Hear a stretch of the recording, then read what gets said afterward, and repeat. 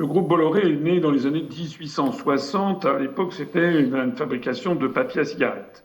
Et puis petit à petit, le groupe s'est développé dans le transport, s'est développé en Afrique, a fait des fortunes plus ou moins bien, d'ailleurs honnêtement, comment dirais-je, rassemblées. Et puis est intervenu, je résume très simplement, hein, mais est intervenu dans les années 1980 du XXe siècle quelque chose d'extrêmement important, qui a été l'apparition de l'ultralibéralisme venu des États-Unis et du capitalisme financier qui s'accompagne notamment de la libre circulation des capitaux.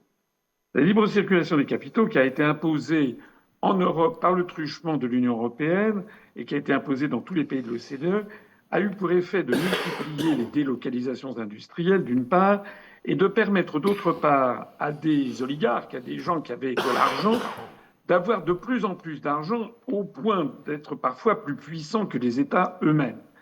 On le voit par exemple avec la famille Bolloré, puisque la famille Bolloré, on peut dire que aux alentours des années 1970-80, la fortune était, si j'essaie de tenir compte de l'évolution monétaire et de l'euro, à l'époque c'était des francs, mais on peut dire que la fortune de la famille Bolloré, c'était peut-être quelque chose comme 200 millions d'euros aux alentours des années 1970-1980.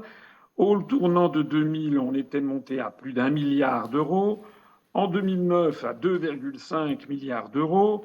Et en 2014, c'est-à-dire 15 ans après, on est aux alentours de 11 milliards d'euros.